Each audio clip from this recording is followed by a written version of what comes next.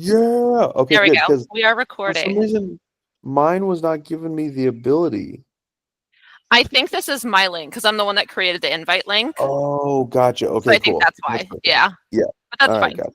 So we're Woohoo. recording now. All right, beautiful. Hit me. Perfect. Awesome. So I created this amazing Google Doc. Okay, I'm excited. It's not that amazing. It's kind of lame, but it's okay. But it is a So Google Doc. it is a Google Doc. That part was accurate. So, um, okay. So my business is I'm a business coach for moms that are basically trying to get to that first 5K a month. And so my whole promise is like I help them make 5K per month within 100 days with working only 2 hours a day because moms are hyper busy. So like they can't work 40 hours a week on their business. So that's basically what I do. And so I have a one-on-one coaching program that's 3K. It's up to 5 one-on-one coaching sessions. We develop their offer together or tweak it and refine it depending on where they're at in their entrepreneurial journey. We build them out a school group / funnel, depending again on like their budget if they can't do. Although now the $9 is like crushing it, so now there's no excuse to not do a school group. Yeah, right. So now it's like we build them out a school group. I help them build everything and kind of come up with them funnel and marketing strategy, and then they get 100 days in my low ticket membership for ongoing support. The low ticket membership is $99 a month or $9.99 for the year. And that one is weekly group coaching calls, weekly co-working calls, weekly sales training calls. I have a sales coach that comes in and does those so people can like role play and stuff like that. Weekly copy review calls. So we have a copywriter who comes in and reviews everyone's copy and edits it like on the call with them, which is really, really helpful. And then obviously there's like course material in there as well, and the ability to ask questions and get personalized Loom video responses. So that's all in the monthly membership. So my goals for the business is I'd love to hit that like 100K per month. Like I want to go big with this thing. And my dream with this is to build a big business that like my kids can help me run one day and they can pass off to their kids and like build family legacies and shit. And my dream, like this is why I want to like talk about the big dream so we can kind of, I guess, figure out the best way to get there. Okay. I'd love to have big event venues, essentially mompreneur clubs, because that's the name of my membership, mompreneur clubs that are all over the world. And so event venues that have like big stages and commercial kitchens and like maybe like a sauna, a gym, like co-working space, like basically, and my thoughts honestly is to also be repping school in it. We're like literally just like little school mompreneur stations all over the world. And like, hey, if you're doing an in IRL in Berlin, you can use my space, something like that. And I want to have like all of this super decked out, and I want to have memberships that are associated with it. So in there'd be like QR codes on the wall to join my high ticket membership to like get coaching and get help in your, in your business. Here are some of the challenges and restraints that I'm having. There's in the mompreneur space, a lot of moms try to do like affiliate marketing where they're getting like a small sales % commission on something.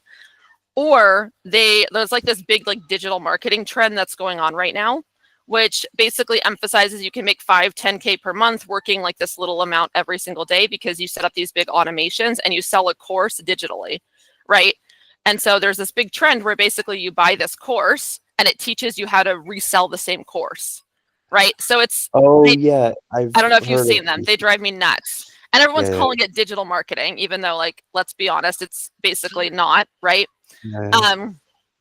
And so the thing is one of the things that I've noticed is when I'm telling people like, oh, I help moms make 5K per month at 100 days doing, they're not thinking, oh, you're helping me build a funnel and you're helping me build a legitimate business. They're like, oh, is this that digital marketing thing?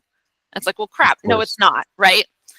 So I'm kind of having an issue with that. The other thing is like moms typically we're in a little bit of a scarcity mindset. They typically need to consult their husband who may or may not be supportive. A lot of husbands are not, unfortunately. And they may not have the ticket, like the cash for a high ticket program. A lot of them also have mindset issues. They don't like to spend money on themselves. They prefer to spend money on their kids or their spouse. And so a lot of them have a hard time seeing investing in their business as investing in their family versus investing in themselves. So that's something that I've just kind of noticed from talking to different moms. I don't really actually have any issues getting people into my community. my free group, we get a lot of people joining all the time. I think the issue is if I run ads to it, which we've done in the past and had a lot of people join, those people literally hopped into school and then like hopped out and never showed up again. So we had a hard time getting them to stick around. And then the ones that like I turned off ads because of that reason. And so now everything's kind of organic again. But the people that are coming in, again, it's like you have a variety of people. Some of them are affiliate marketing moms, which are just not going to be a good fit. Some of them are the digital marketing. Some of them are like e-commerce. And then you get the spam people. So I guess finding qualified leads. And then we actually have a really high close rate. So if somebody's qualified and ends up on a close rate with me, we sell them almost every single time. So if I can qualify, if they have the cash and they want to do this and they're qualified for the program, we have no issues. So I think the biggest thing for me is like figuring out how to get more qualified people for my niche. And I'm wondering if, like, I don't want to change my niche. I like working with mompreneurs. And I feel like that's the obvious one, is like change your niche to someone that's willing and happy to pay you. But I want, like, I don't know, I guess there's a little bit of a passion with helping moms kind of be able to do that for their family, because a lot of moms feel stuck and like, how do I help support my family? But I also don't want to put my kids in daycare, or I don't want to jeopardize homeschooling them, or I don't want to, or literally the cost of putting, like, I have 4 kids. Do you know how much it would cost me to put them in daycare? Like, it's just at that point, not even effective, right? Yeah. So there's that. And then to make things more complicated, one of the things I'm also playing around with is I have this 3K coaching program, but because people are having a hard time affording it or wanting to pay it, like I said, the people that, like when I talk to them to see if they're even qualified to hop on a sales call, sometimes the payment, like, it just doesn't work. And so I'm like, I'm not going to hop on a sales call with you if you're not even in a place to be able to invest. So one of the other things I'm thinking about is kind of grouping this coaching program into the annual low ticket. So make it $9.99. And instead of doing the 5 coaching sessions, it's just 3 coaching sessions where we work on their offer, set up their funnel, and then they get all the ongoing support, right? In the group, because the group has a lot in it. So if they're in there for a year, there's no reason why they shouldn't hit that goal. So I know this is a lot, and I'm sorry for just like vomiting my business onto you, but No, this is excellent. Believe me, please keep on. This is fantastic. I love how you packaged it, just threw it all. This is great. Okay. Love that. Are there any other big chunks that you feel like you want to get out? This is all I can think about right now, but I don't know, maybe once we start talking, other stuff will come up. Okay, cool. So right now you have your free community, which has how many members? 509. And your paid community has how many? That one, I think it's like 22. But most of how them are many- not paying. So most of them are in there from my high ticket. So they paid the $3,000, they're in there just as complimentary. So like, it's not actually making that much money. I think there's like a handful of people that are in there actually Gotcha. paying. Yeah. Okay, so these are mostly your 3K sales, and then as Yeah. a bonus, they got the community. Exactly. Yep. How many of the 22 are those? Honestly, a good chunk of them. Okay, great. Yeah. So, what's your conversion rate currently with that high ticket? With the high ticket coaching program? Yeah. Conversion rate for what? How many calls set up versus calls closed do you have? So, and again, this is like terrible because as a business coach, I should have all my numbers in front of me, but I do not. I would say I do about 3 to 4 onboarding calls a week. So those are just people in my group. I hop onto an onboarding call, see how if I can help them and see if I can qualify them. And of those, about 1 of them typically goes on to be a coaching, like, or a sales client or a sales call. And then of those, I would say probably about 50%. Oh, really? Yeah. Like I said, like, it's pretty high. If they're qualified and they hop on a sales call, it is very, very likely they will buy with me. So define qualified for me. So qualified is someone who knows what the program costs, is fine with what the program costs, and works a online service-based business that wants to grow their business to 5K. That's pretty much it. Yeah. Okay. So it's largely if they're familiar, if this isn't the first time they've been exposed then that's a good thing. So actually, it's good if they've been kind of like, if they've had a bad experience before, because then you're like, no, no, no, this is different. Yes. Yes. And in Okay. fact, about half of my clients have wasted money on coaches. And I was able to kind of talk to them and be like, hey, look, like, I know that the coaching industry is crazy out there, but like, here's why my program is so different, because you have the copy review calls, you have one-on-one calls with me, you have like all this stuff that these other coaching programs don't offer. Okay. Wow, this is exciting. This is great. I mean, that's a pretty high rate, That's what frankly. I'm saying. I'm like, if I can figure out how to get more qualified people in the group and booking call, like if I could just get more qualified people into my group, then I feel like I'd have no problems. But Yes. Okay. that's my biggest struggle, is like, I don't know how to do This is that. crazy. I have had so many of these conversations lately. All right, so Okay. it's maybe not just pure serendipity. So, okay, there's two ways we can take this from here. Okay. There is the crazy way, which is like shooting for the moon, right? Okay. And that's, I mean, I probably wouldn't have suggested it or brought it up unless you pointed out your goal, which Hmm. is quite large. Yeah. And I love that. That's actually really fucking cool because the strategy for that is a little Mhm. bit different than the average strategy, which is okay, I'm just shooting for like, I don't know, a 5K thing, right? And Yeah. that's like the goal. If that's the goal, then there's nothing wrong with it. There's maybe a more humble approach that you could Yeah. also take as well. So I guess I'd like to hear from you what you're more interested in, because one is, like I said, crazy, and one's a bit more grounded. Well, I am a little bit crazy, but Okay. I think one of my biggest struggles is I also am a mom who has the difficulty of having four small children.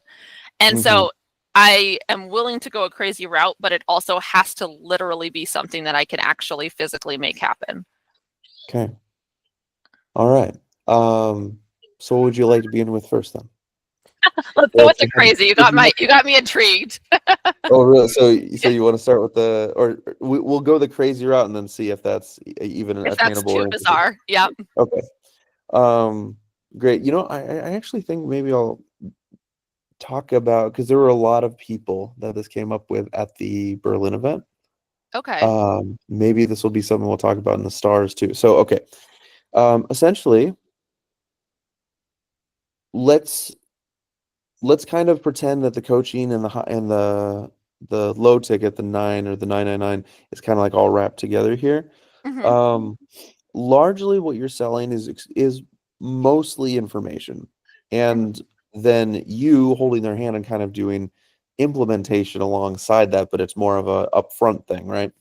So the problem with info, of course, is that a lot of times when they give it to you, then your LTV, when you give it to them, your LTV kind of gets squashed because you gave them the solution. It made the problem. That was the offer, right? Yeah. Right. So you solved it. Then you're left with, okay, how do you extend the LTV on that one? And that's largely what is contributing to, like, when you're talking about 100K MRR, that's a lot different than like 100K annual, Yeah. because it only works probably not because you're making fucking 2,000 calls Hmm. a week, but because everyone who you do sign up stays on a downsell from a Hmm. high ticket. Does that make sense? Yeah. Yep. Okay. So that's usually where we see that happen, is either they stay on the high ticket and it's crazy sticky, or it goes to a downsell from that high ticket that Hmm. they're able to keep using. So oftentimes that becomes like, oh, I mean, this is like the perfect example. Imagine Wingman, right? Like, Hmm. maybe we're a bad example because it's like very, very low ticket, but um, imagine a freemium model with some kind of mompreneur tool, and it has Hmm. that branding. And there's a freemium thing, so it really helps with the qualification and conversion, right? You'll see Hmm. what kind of people are using the most of it and really interested in it. So you have more than one route to get to your high ticket. But as you get to your high ticket, there's like it unlocks something extra. You get this extra batch of features Hmm. that um, then when they're done with that program, they keep using the mompreneur tool as they were. So pretend that to be a, say, well, let me ask you, what are the most outstanding challenges that you usually end up fixing for moms? The biggest ones are scheduling. A lot of moms don't know how to fit in working into their day. So like I give them literally like, this is what you need to do every day. This is what you need to do every week. This is what you do every month. And like, let's pick a weekend a month to do this. Let's pick a weekend, like let's, and we kind of help look at their schedule to fit in all the stuff that they have to do. And then, so I would say scheduling, I think, is a big one. And a lot of it, like, yeah, I think a lot of it with moms is just the fact that they are so busy. And so the scheduling, but like anything that we can do to take time off of their hands and kind of automate stuff as well would be really helpful. So it's funny because actually after the last call that you had with the Star, I was kind of thinking about that. I'm like, what kind of tool can I put in here? And I was almost thinking of like a life management tool for moms, because I feel like that's kind of what they need, like something where they can just like find recipes really quick, schedule out like their meals, schedule out their business, and just have everything in one planner. But like an app on their phone. But like, I don't know. That was just kind of like brainstorming, because Oh, that's that's what I'm perfect. hearing. You're Yeah. exactly you're thinking exactly along the right lines. Okay, so let's pause on that and take a few Hmm. steps back. So, mompreneur is kind of what you're making them.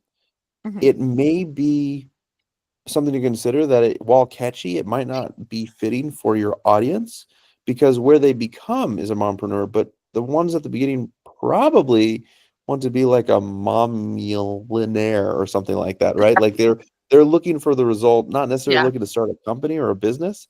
Hmm. So maybe that helps or hurts. Just a suggestion to Hmm. consider as far as like your ICP goes. Because certainly by the end of it, they're like, oh yeah, I see the benefits of having this. Clearly, it's changing my life. And at Yeah. the beginning, mompreneur may not be what they're trying to do. Which to me, if I was a mom, I'd be like, is that another thing that I have to become? So Yeah. yeah. Yeah. And a lot Now, of the moms that come in, so they come in already wanting to build businesses or make extra money, right?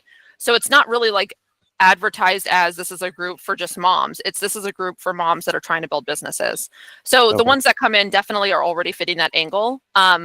But they come in like, again, it's a variety of what their needs are. Some of them are just trying to make a few extra $100 to like supplement whatever they want to do with their house, and some of them are trying to actually build businesses and retire their husband and build family legacies, right? Mhm. So it's just a wide range, I guess, of what their intentions are with making money.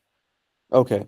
Okay. But most of your qualified leads are those that have experience and Yeah. are okay. So it does help qualify. Yeah. Yeah. Okay, good. So then, yes, back to where we were. Sorry. You are thinking along the right lines there, because at this point, as a mompreneur, you're kind of getting involved in a lot of different sections of their lives. Could be diet, could be health, Hmm. could be scheduling. So you'd really just want to like dial in what that thing is, because like at this point, um, as we know, because this is literally a big part of what we do Hmm. now, is develop like the apps or the tools for people, and it is nowhere near as expensive as it used to be. I was just talking Hmm. yesterday to a couple of guys. They're doing about 11K a month, I think, and their competition is doing 78. Like it's another person in the same space, just Hmm. from things on Instagram. And the main difference between their offers is they have an app. And the app they Oh, spent wow. like $1.2 million on. And I looked at it and it's trash. It is an absolute awful app, which is crazy because, like, of course, it doesn't matter how good the tool is sometimes, but Yeah. it's an older market. But which means what? Which means that if they come in with, there is no current freemium offer, like there's no, you have to pay to get into any of their competitors' thing. So if Hmm. you're the one that is giving like a free version, kind of like how Alex entered his sector, right? Like it used to all be behind a paywall and he gives it all away. So if you were giving away a lot of that information, earning a lot of that goodwill, getting them onto this free tool, and it was like scheduling or diets or all Hmm. or some of those things, then what would happen is, as long as the interface was clean Hmm. and simple, meaning that you like kind of tried to focus on a few things, it would be a pretty no-brainer to then have a downsell from your high ticket or some variation of that within your stack. But now, when you zoom out, it's a lot more sticky than it was prior, even the high ticket, because a lot of times if you've fulfilled and people are really feeling really good about it, and you're like, okay, cool, well, you don't need to be paying anymore for this, so just have, and when you want to come back, tell me when you're ready. And so Yeah. they can have a really easy access point where you can direct message them more than just on school, and just say, hey, we're running a cheaper price now. It's like 2,500 for the same thing that you did for your next level, something like this. Yeah. Does that make sense? Yeah, that makes a lot of sense. Yeah. Okay. Yeah. So I kind of want to just illustrate that avenue, hmm you tie in your sales process, which is clearly already performing astronomically well, to have a 50% conversion rate. That's wild. And so it just means that you're missing a little bit of that stickiness, hmm and maybe a little bit of that clarity of what would be the few most high impact things that will change your ICP's life. So maybe it's worth exploring that real quick. Yeah, Together. that's true. Okay. So yeah, so I guess What would you say what, like the biggest three things are? You said scheduling's one, right? yeah, so scheduling is definitely one. So I have found that I kind of built out the low ticket membership with some of the clients, right? Because I was observing like what are the things that they're needing the most help with. And the biggest ones were the sales training, like when they actually hop on sales call, how to close them. And then the other one was the copywriting, right? Which is just like how to make good content.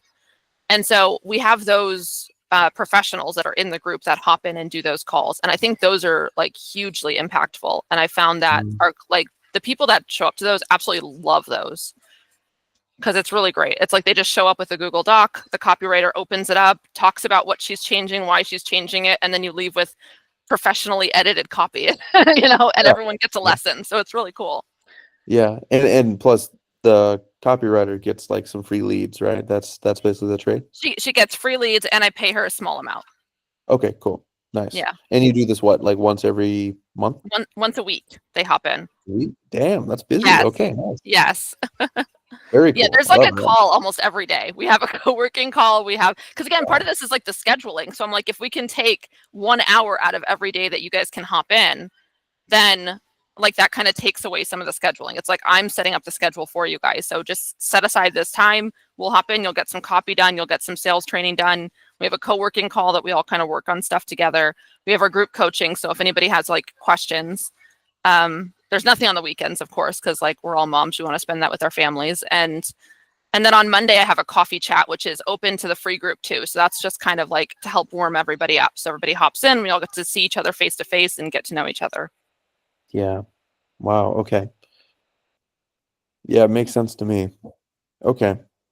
So tell me what these other things are beyond scheduling. And by scheduling, is this just a calendar? I think, yeah. And just like help block scheduling, right? Like one of the biggest things that these moms talk about is like, when do I have the time to work on my business? Right. And so that's kind of what we try to talk about too, is like, when do you have, like, let's help you block schedule your time. Like that's what I do. So I like everything before 10 a.m. my time is families, because I have a ton of kids. So I got to do their stuff. Then it's like take a couple hours and we do homeschooling. So like I have my whole day set up with certain times of the day that I work on different activities. And so I kind of help them figure out like, what's your schedule look like? How can we squeeze in some time? What are things that you can set your kids up with so that they're not bothering you while you're trying to work? Do you have support at home? Like I said, a lot of them actually don't have supportive husbands. So that can also be an extra challenge. Yeah. What do you say when that happens? We just talk about how she can get the support without having to include the husband. Right. So for instance, like I've got one client who she can't do anything before 12 p.m. or 12. Yeah, like literally the middle of the day, because her husband sleeps in and then he goes to work in the evening. He does not help out with the kids at all. So for something like that, it's like, okay, we're not going to schedule any calls. Like, let's just assume up to 12 is like family time. You can't really work because you'll disturb him. And let's figure out like, what are some activities that we can have your kid do where they can do it on their own time. Like a lot of it is almost like how to be a mom while also running a business. Yeah. But Yeah. it's just like unique struggles. And that's why I also think like one of the things that my clients have also told me is the mompreneur angle was really what sold them, because any other coaching program they do, they don't include this stuff. Yeah. Because like Okay. nobody, you know what I That's mean? good. That's good. They, That's how you've hit a real good niche. I mean, clearly by the conversion rate. yeah. When I Okay. tell them, hey, I've got 4 kids and my oldest is 6, they're like, holy crap, how are you doing what you do? And I'm like, well, join my program and I'll help you. Oh, that's good. Okay. Wow. Yeah. So in how many clients have you gotten? So on average, how many do you get for the 3K ticket monthly? So on average, we did about 2 a month. I did the last few months, we had a bit of a dry spell. I just signed someone on last week, which was awesome. But we had a bit of a dry spell for a couple months because like I was testing out ads. I was just kind of focused on other stuff. And then at the end of all that, and then I started doing the Blitz, and I was like, it kind of hammered home to me how important the community was. And I was like, I'm just going to go all in on the community for this month. I started to see the engagement come back. I started to see all these things come back. And then bam, now we just like signed on our first client. I have 3 other onboarding calls scheduled for this week that I can see who I can get onto. So it's kind of picking back up again, which is great. But yeah, like I was saying, I just feel like my biggest struggle right now is getting through some of those stigmas around some of the things that like my specific niche tries to make money in, and how to kind of differentiate, find those qualified leads of like, if I could get more of those qualified leads coming in, oh my goodness, I could get to that 100K. You know what I mean? Yeah. Like, Okay, so focusing on qualified leads, but then also, are you having any issue with retention? so far, not really. So here's another thing. If people joined my high ticket, they stay and they're super engaged in the low ticket. If people just join the low ticket on their own, which I don't really promote it that much, but if somebody did, they churn pretty quickly. So that was kind of an interesting thing that I noticed too. Yeah, you spend more money, you care more. It's Yeah. usually like that. Okay. Yeah. So are you seeing a benefit? You have 2 communities, right? Yeah. Yep. Okay. Are you seeing a benefit to having those 2 separate ones? I am playing out the idea of the freemium to kind of put the 2 together. I think the biggest thing is like after the well, I guess it's not really a big deal. I could probably put it into a course. I was just going to say, sometimes people ask questions in the paid group that, like I'm happy to answer. And I don't really know if it would devalue the upgrade if the whole group got answers to those. You know what I mean? Like there are some conversations, I guess, that happen in there, but not really that much. So, and then also like after we finish, I put the recordings. Usually like I'll make a post that's like, hey, sales coaching happening in 1 hour. And then afterwards I'll put the recording into the comments so people can see it. But I could easily just put that into a course instead and just have that course unlockable for people who buy. A one-time 3K. Yeah. Well, the 99 a month or the $9.99 annual, right? Gotcha. Okay. So merging, like you were saying earlier, Yeah, merging if the I was 2. merging the 2. And I don't even know if that's a good idea. That's just what I'm thinking, because I'm trying to think of scalability instead of doing like a bunch of one-on-ones with someone for 3K. If I can condense it to like 3 and then just kind of leverage I don't know. So yeah, okay. So when you say scalability, what is it that you're optimizing for then? Because you feeling More like you're money not for going to be my able to time. keep. Okay, all right. So literally just being able to pull in more with the same amount of time. All right, that's Yeah. good. That's exactly what that is. So you're thinking that rather than keeping the high price, you could actually have more people at a lower ticket potentially. That's what I'm thinking. Yeah. I think maybe the Okay. $9.99 would be easier for people to say, like, be interested in, and therefore book more sales calls. And then I'd only deliver on 3 calls instead of the 5. So I think that would also be easier. And then they're also now wrapped in for a low, like the month or the whole year for the low ticket as well versus the 100 days. So I also feel like that might help with retention, because now it's an annual payment versus just a one-time 3K. Can you, let me see if you can access this. Let me see if I can find it. Have you heard of Dadland? Dadland. It's funny. I was just looking at them the other day because of the guy was on your call. Ryan, yes, exactly. Yes. So I bring him up because yeah, he was on that call, so you guys probably interacted. His, I believe, is 299 monthly, Hmm. and he's doing phenomenally with Hmm. that price range, which is unusual because most of what we see is that under 99 is really good, and then like Yeah. over 2K, 3K is really good, right? And so Yeah. this in between seems to be really good because it optimizes community as being the Hmm. big thing that everyone's looking for. Yeah. And I imagine the same thing would be true of moms, and it looks like that's what you're finding as you've been like refining it. Yeah, Yeah, I think so. And kind I of what you're think, saying. yeah, I think the other thing is, and this is again where I think it's a little tricky because men and dads, I think they are positioned more to be comfortable with making financial decisions for the family versus the women and moms. A Yeah, lot of the women and moms that I talk to, it's like, oh, I couldn't possibly spend that much money on myself. Whereas like a man or a dad would be like, oh yeah, of course I can. Like that's an investment for the future. So that's yeah, also where I was kind of playing with them. Like that's where I came up with the 99 and the 999. I'm willing to make it more if I think that the moms will pay for it, but I'm hesitant to make it sure. any more than that because of that. Yeah. No, I know what you mean. It's market proof though, certainly, because Okay. he, I believe, mostly focuses on fitness. Mhm. So I think it's probably worth, and I'm sure he'd be more than open about his details and numbers and everything. That Yeah. would be something worth taking a look at. Because if you start getting a community of people like now instead of just your high ticket, I'm looking at your low ticket offer. Mhm.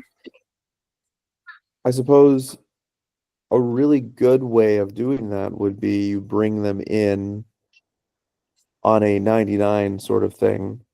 Mhm. Uh, and at any point they could join a 3K like implementation version, where it's like the one-on-one thing that you're talking about, that maybe has discounts once in a while or something like this. Yeah. That's the kind of thing that I believe he's doing. Um, Okay. so that's something for us to look into. When you were talking about that, is that what you were considering when you were saying merging high with low?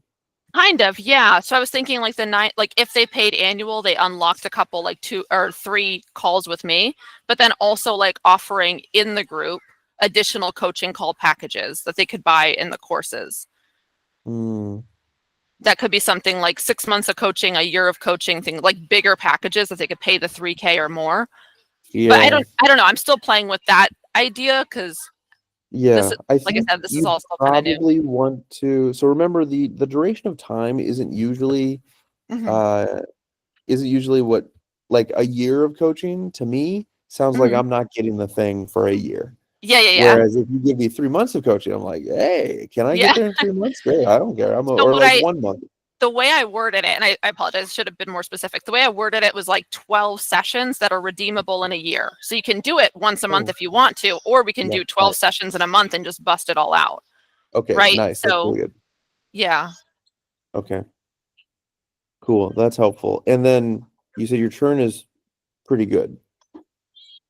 Yeah. I mean, like I said, as long as they join from the high ticket, I've had pretty good churn. The ones that don't, um, those ones typically tend to churn. But again, I think a lot of it too was those were members that when I had first started the low ticket, I offered it for like a ridiculously low price. Yeah, yeah, And yeah. so I think those people, like they just kind of started naturally churning, and but they weren't even Sure. using the group. And I just think it was one of those that, Yeah, it just happens like that yeah, sometimes. yeah. Yeah. Okay. So, and what are your metrics currently in your free versus your paid? Let me see. Does it take a lot of time to like switch in between groups? For I'm sorry, what do you mean by like like the ascension model? Like how long are people in the free before they get to the paid? No, how much time does it take you Oh, to for me. manage each of these? Yeah. So as of right now, the policy I've been doing has been the free group is for community and engagement, and the paid group is just like for results. So I spend almost no time in the paid group because we Okay. hop on those calls once a week. So like I do my 1 hour a week or 1 hour a day or whatever in them, right? In all those different calls with everybody. And that's where they can kind of get to see me, and that's where most of the engagement is on the calls. Yeah. And The actual engagement in the community, in the posts, is in the free group. And that one I'm in throughout like the day. That makes sense. Okay. So, I mean, it's sounding to me like actually it's very possible that you could, I mean, you do a call before onboarding anybody, yeah? Yeah, we do. Well, I call it an onboarding call. So when they join the community, I talk to them. I see if they want to hop onto a quick call to show them how to best use the free group to get to their goals. We talk about their goals. I show them around the group, and then I kind of feel out, first of all, if they'd be a good fit. And then if they are, then I talk about the paid group, see if it's something that they may be interested in. And if they are, then I basically say, this is kind of the range of like services that I can offer. Is that something that you're willing to invest in? And if they say yes, then we hop onto a sales call.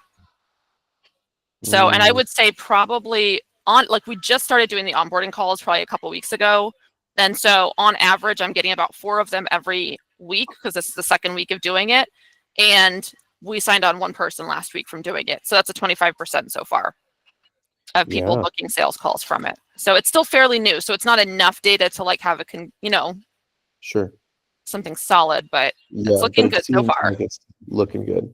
Yeah. Wow. Okay. So based off of all this, what are you feeling like yourself outside of like your 99,999 strategy that you've mentioned?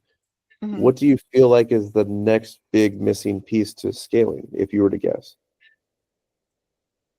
I think, because that's the main thing you're trying to do here, right? yeah, it's definitely scaling. And I think, first of all, I think the biggest one is getting more good traffic into the group. That's one of the things that I've noticed is when I was doing ads to it, almost none of them were engaging. And so now it's like, okay, I'm not doing ads anymore. The traffic is way better quality, but there's not that much, right? Like maybe I'm adding an extra 10 people or so. And so when I think of like hopping onto those onboarding calls, right? Like right now I'm getting about 4 a week, and that's just because I'm hitting up like everybody in my group, but eventually I'm going to start running out of people. You know what I mean? Yeah.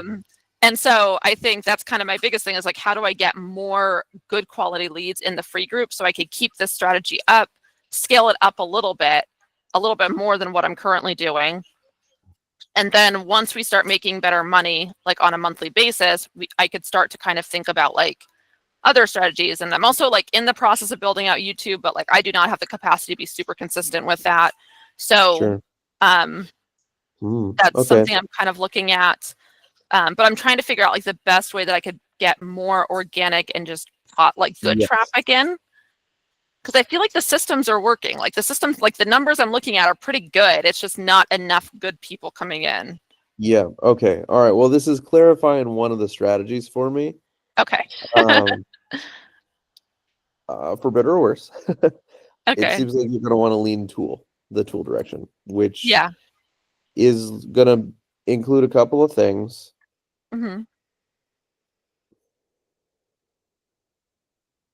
So with Dadland, and I'm going to use that example because I've talked with him quite a bit about how he's growing and managing the community. His growth is largely from word of mouth, which is a very affordable way of growing, right? Yeah. And that is because the calls are so significant and the sense of community is so great. So it sounds like what you're saying. Oh no. Did I lose you guys? Nope. I can still hear you and see you. Oh no. My screen has gone black. But I can hear you. That's ominous. Okay, great. I can see. Hey, you're not in the Bermuda Triangle right now, are you, Juice? Oh, that might be it. Maybe that's the issue. Do we have the Starlink? Not set up. Okay, here, let me see if I can switch to my phone. Oh, it's about to die. Darn. Yeah. All right, sweet. Do you have my? Well, I guess I can just chase the link on here. What's the code? It's on fire 12. They're sorry about 11. What? No, this. Oh, 1, 2, 4, 5, 9, 10. Okay. And Where's it? Put it on a hotspot. Is that what I'm doing? Okay.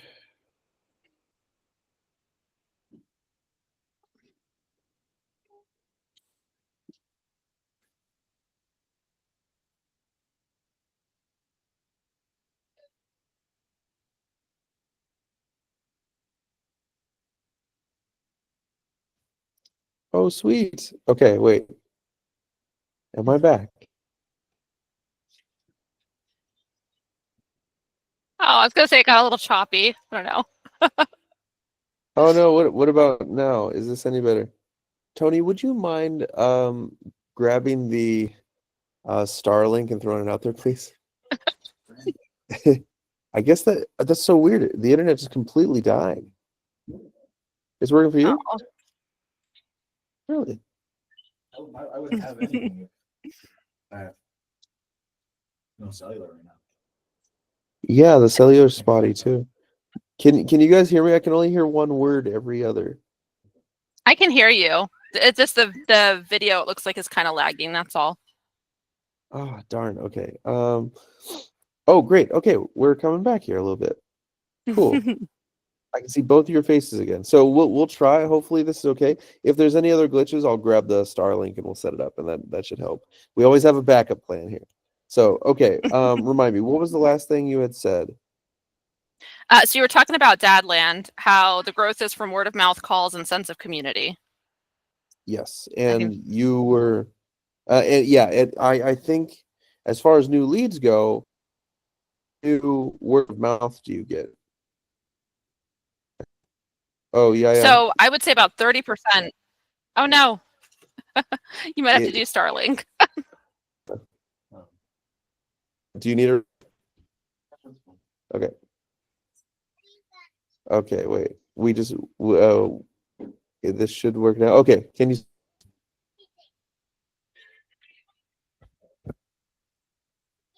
Oh, Better? there we go. It kind of. It just froze right with the firework Okay. behind you.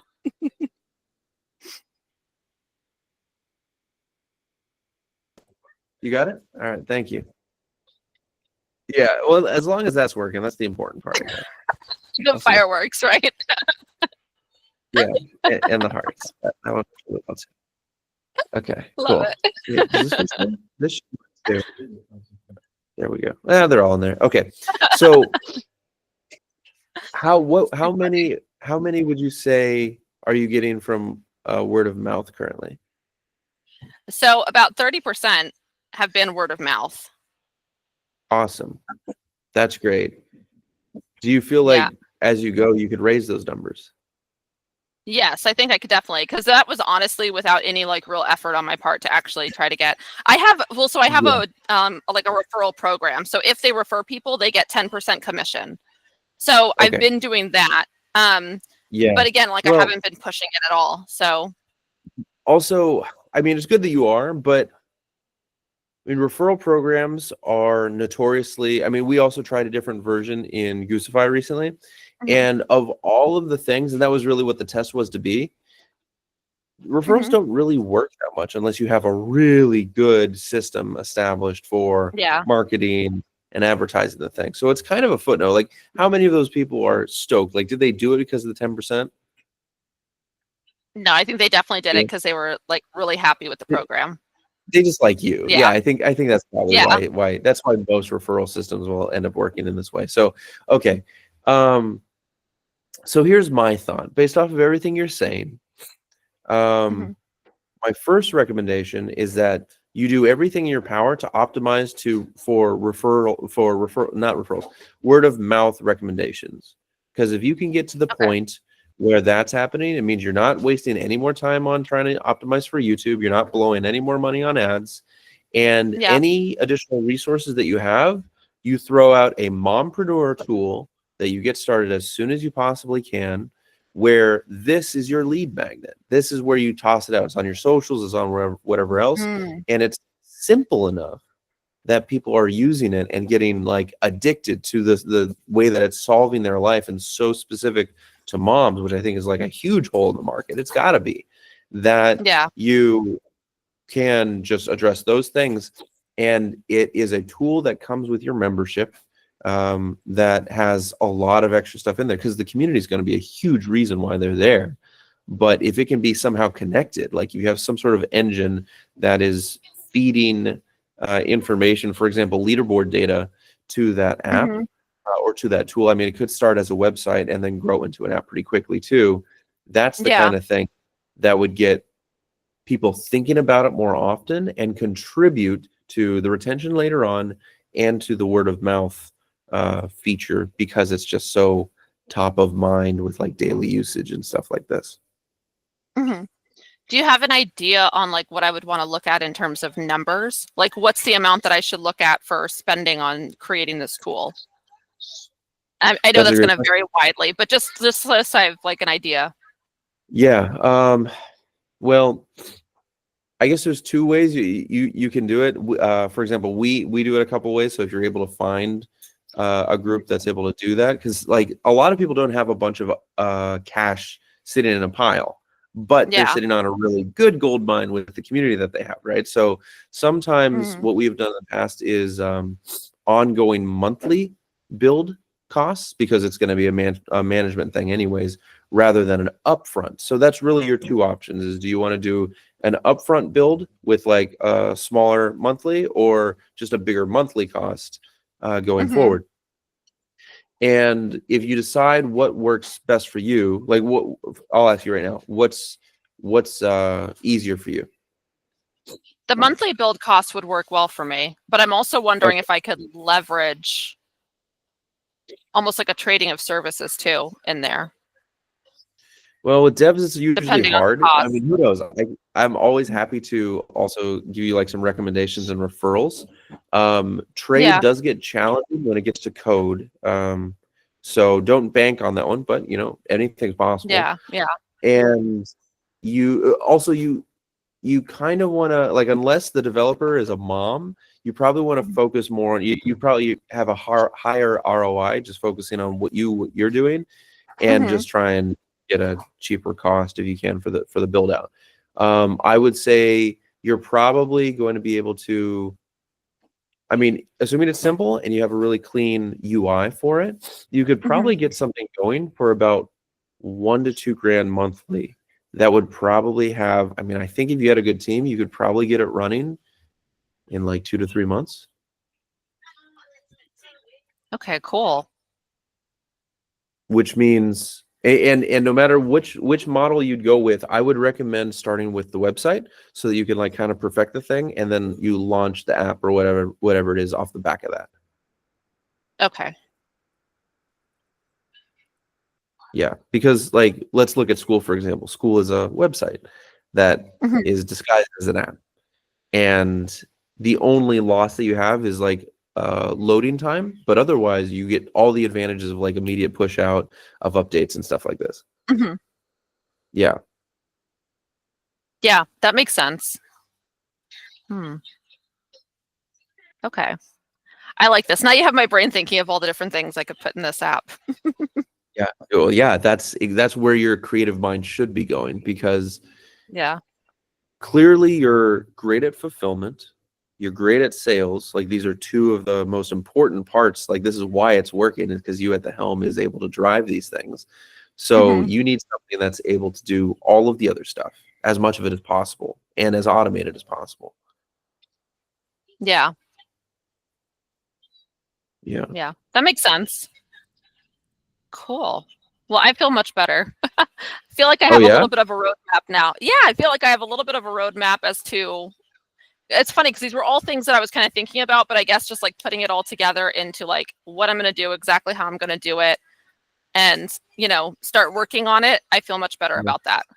So, wonderful. Okay. So one last thing that you'll want to consider is, and I'm happy to talk it out now, or we can do it later, whenever. Yeah. But you'll still, it's probably still worth trying to decide, is it one community, is it two communities, why, and how would that look? Because if the high one is just for the payment and everyone's cool with that, then maybe that's perfectly fine. There's nothing to it. But sometimes it's helpful to do it the other way. For example, Dadland now is just the $2.99 or $3.99, and it makes sales passively. Again, don't focus on the number as much because dads versus moms kind of do two different markets. But let's say it was like Yeah. ongoing 99 or 199 or something like that. Well, maybe that could turn into a very similar system.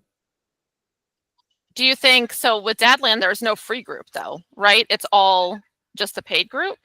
That's what I'm saying. Yeah. Do you think that's what I should do? Get rid of well, not really get rid of the free, but maybe convert everything on over? Or what do you, or do like a freemium where it's free, they get in and then they upgrade inside? Yeah. So there's a couple of variations there that you'd want to just toy with. Probably, I mean, most beginners will want to start free group that has the option, if you're doing a hybrid model, free group that has the option to buy into the other one because you're just seeing the FOMO of all the other successes of everyone in there. Yeah, that makes sense. Once that's just like killing it and you're like making a few $1,000s passively monthly on it and it's just great, right? Then yeah, you may as well just put it to a standard like flat fee, and that keeps the qualified leads coming in sort of on their own, and the word of mouth is just like, yeah, you definitely got to get in here. It just costs this. So that's probably the goal that you're looking to get to. Okay, that makes sense. I think I got to think about that a little bit and kind of figure out what I want to do. But I think maybe starting off with the free, incorporating the paid into it as kind of like the upgrade. Once they do the subscription courses. Yeah. So, when we were talking about the tool, like depending on where you're getting the people, if they understand like the mission and stuff and they're bought into it, usually these kind of things are like maybe like 3,000 or more monthly. So you wanted to make sure that whoever it is bought into the mission, is able to like, we can bring it down to 2 or to 1. And one thing that I just thought of that actually could be really good is like your tool would be very similar to Dadland's. So it might be worth looking into if he or another group would be interested in something like that for their community, because it wouldn't be as difficult to make 2 tools that do a very similar thing, maybe a slight variation on how the information is passed and tossed around. But what I can tell you is whoever does end up doing the thing, let me know, or maybe I'll refer them to you, but let me know when you begin, because at the very least, when you start, we can use the Wingman engine to feed data because it's already being pulled from your community for the leaderboard. If you include that, which is probably help drive engagement, like if you're doing monthly or whatever achievements or rewards, and when someone signs up versus when they leave, they at the end of that cycle lose access to the app. Yeah. Rather than it being a monthly thing. Okay, cool. Yeah, I'm definitely gonna reach out to Ryan after this and be like, let's chat, because you're helping dads, I'm helping moms. Let's see how we can, because even like I wonder if he'd be open to some sort of like a collaboration. Like what if, if he's doing an app and like if I can kind of find out like who did your app, how much did it cost, what does it look like, and kind of see if I could have something that's complementary to that but specific to moms, and then see if there's a road there for collaboration in terms of like we're both kind of with a similar, and I think he's faith-based, isn't he? That's kind of what the vibe I got from his. I believe so. I'm not totally sure. That's kind of the vibe I got from his about page. So I'm definitely going to reach out to him because. Okay. Yeah. Yeah. Let me know what the result is from your conversation. About you. Sorry? I said, I'll tell him Goose talked about you and said I have to reach out. Just let him know I was shit talking the whole time and he'll be like, yeah. All right. So yeah, let me know how that conversation goes. And if he, because if so, and it's something that you guys can like, both, this is also something that he has on his horizon or may want to do, I'll talk to my dev and see even something we can help out with. And at the very least, give you a couple referrals to guys that could build this ideally in under 2 to 3 months, because it's possible. Yeah, that would be perfect. I was gonna say that's my time because really my 1-year-old just got stuck under the desk. I gotta go grab him real quick. But as I say, it's about time. So Mo's gonna take over, and I'll just be right back. Okay. I Moji. am. Hello, hello. I am not in the same place as Michelle. Okay. So I'm still trying to figure out exactly how to present my offer. Okay. But basically what I do is I streamline and automate and optimize the back end of someone's business so that they can scale more efficiently. And it's a done for you service. Okay. So I'm trying to figure out the best way to go about saying that, if I should target mompreneurs or women entrepreneurs. It's initially, I'm thinking a $2,000 program for 5 days where I just slam out all of their automations. I have a free school group. Nobody joins the biweekly calls. There's some systems and templates in there. And yes, my goal, I want to make 20K per month. And I want to get 1K people in my group. The main problem with my offer is packaging it attractively, because it's kind of boring to say, I organize the back end of your business. Like, what does that even mean? Yeah. And then I've had multiple sales calls. No one has actually, I haven't closed anyone. And so trying to figure out the best way to package my lead, package my thing, get leads, and then I need to work on my sales for sure. Love it. Okay. So, can I see, please, your community page and details? I suspect it's actually the offer that we may want to start with. Okay, so this, Okay. which part? The general? Could you show me, it looks like on the metrics page, could you show me the metrics at the bottom? Metrics. Yeah, Oh, I'm on just scroll metrics. down. Oh, you mean scroll down. Okay. Yeah. Great. So your busiest day was yesterday. Awesome. Can you show me what it was? Hover over that. 6 So activities. 6 and above that. And before that, 95. 95. Okay, great. And how many people do you have in there? 102. Okay. And this is, how old is this community? I started it in March. In March. Okay. Can you hit the X button? Let's look at the front. Okay, make more money in less time. Mom, entrepreneurs. Okay, put automating. Okay.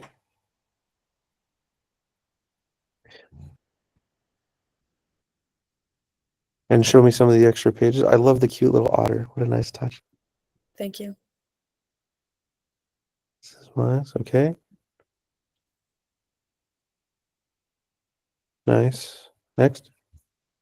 And then it's some testimonials. Yep. Okay. All right. And then scroll down so I can read this one.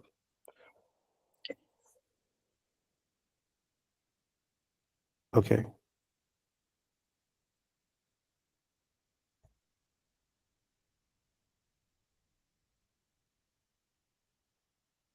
Love that. All right. Can we look at it seems like it's very related or very similar to Michelle's. Can you pull up her community real quick and we'll go to the about page there.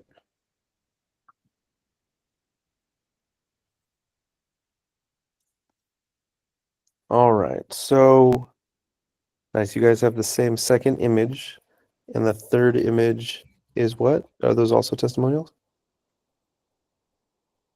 Yeah. Okay. Nice. And then scroll down a bit.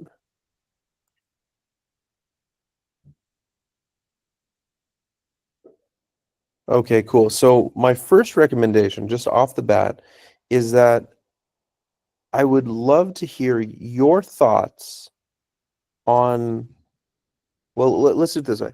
I just want to hear your thoughts on what you think the difference is between this about page and your about page. Because it looks like there's lots of similarities, but I get a very different feeling. I get a different range of emotions from one to the other. Well, this one I feel like has more social proof. Okay, what else? There are emojis, so it's more interesting. And it's more specific. Okay. Anything else?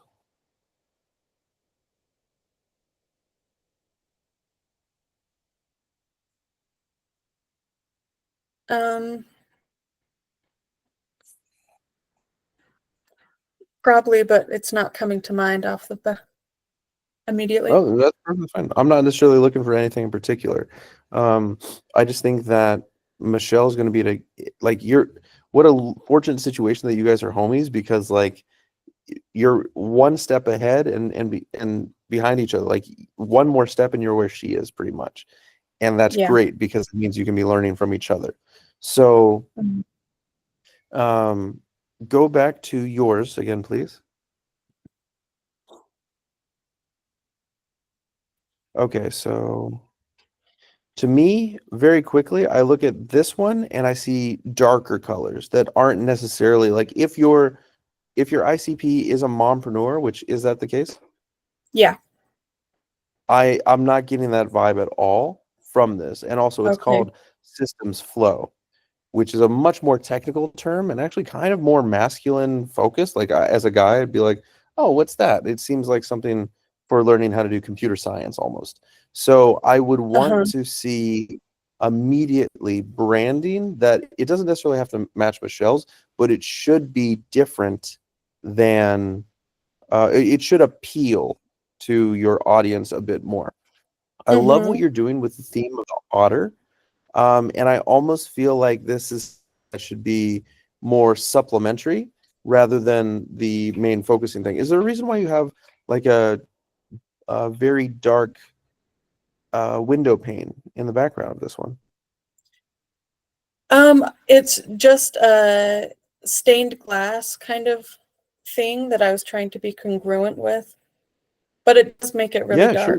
I mean, I see the one on the right. The one on the right is beautiful. The one there is like a little scary. Yeah.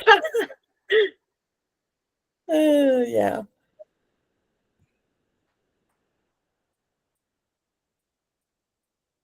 And also, I'm looking at the offer. There was where mom entrepreneurs learn how to make money by automating and streamlining their.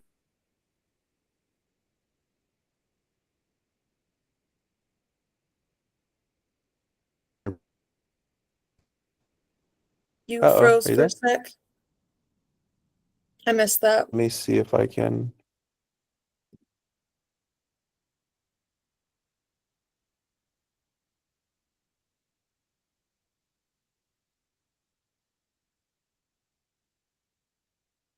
How about now? Can you hear me? Yeah.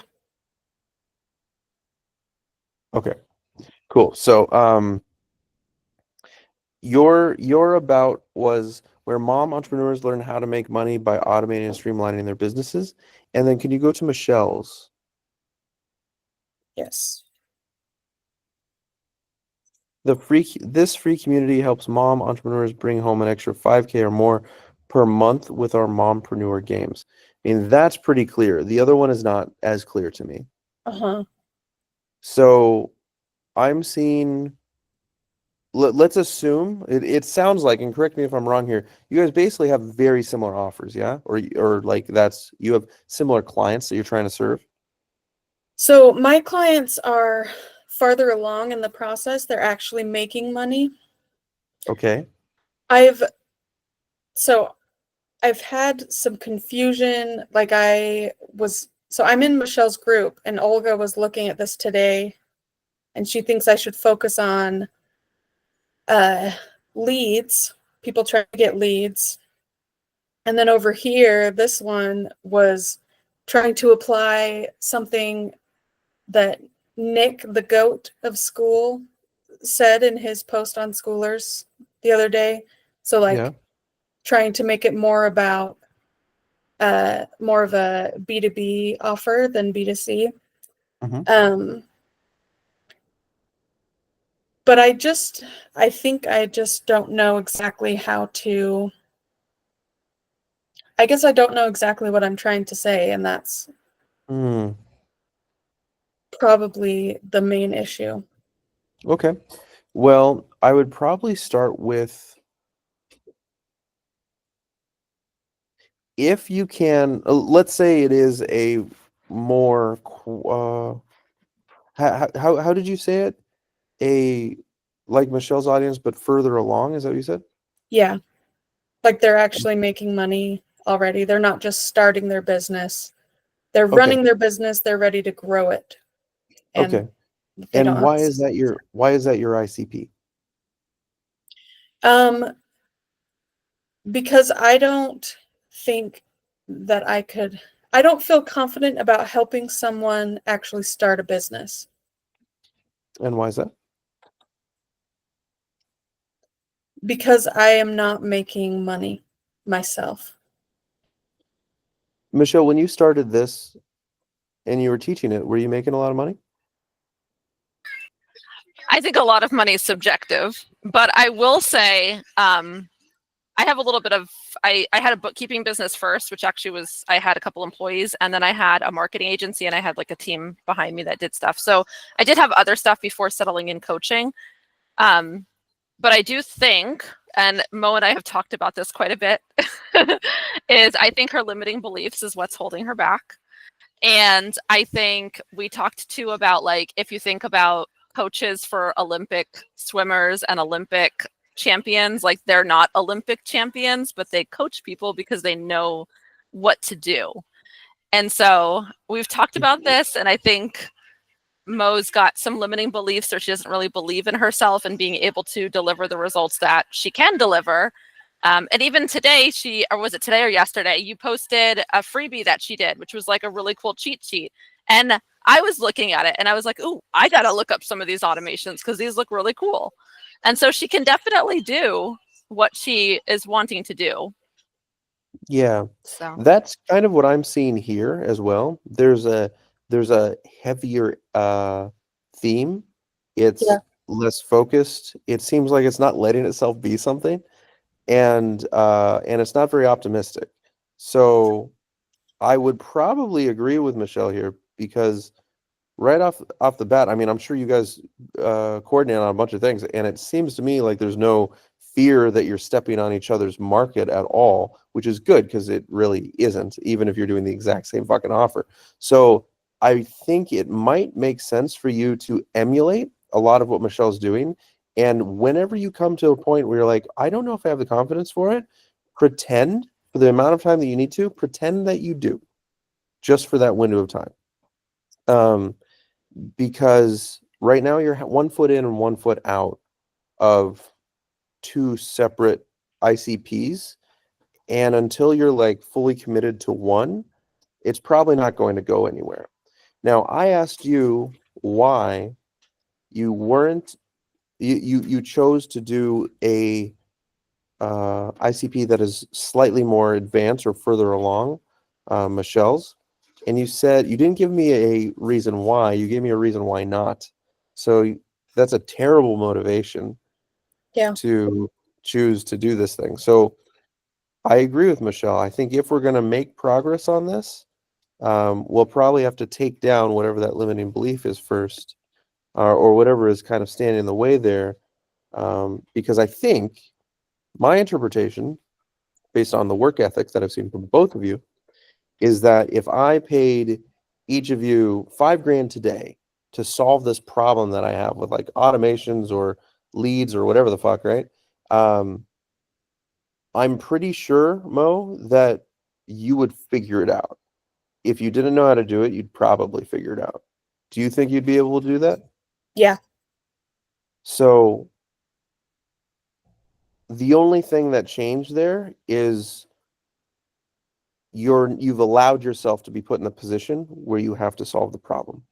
And that's usually how it ends up working is I mean, Sam talks about it all the time, the burn the ships thing, where there's actually a stronger thing at play there, which is largely if you don't have a plan B, you're going to fight tooth and nail to make the plan A work. Right. And so that's why it's extra scary. And that's why it's what makes it work. Is that making sense? Yeah. Cool. So let's say just for the day, we were like, you know what? Fuck this. I'm the best at this stuff. Michelle's going to start learning things from me, right? Okay. What would you start with? What's the first thing you would start with here on the About page? I would change this picture. Okay. I would probably change all the pictures so that they're not as dark. Okay. I'm more loosey-goosey. Hey, me too. Yeah, and this doesn't show my personality at all. This picture over here, I feel like is more me. Yeah, that's cool. It is also still a bit dark. Yeah. So I would love to see, it looks like that stained glass is all underwater. Is that an AI generated image? Yes. So I would love to see what that looks like through daylight. Mm.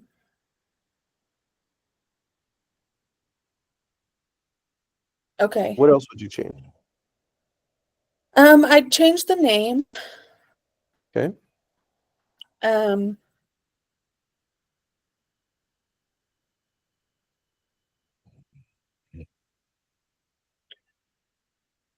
I don't know,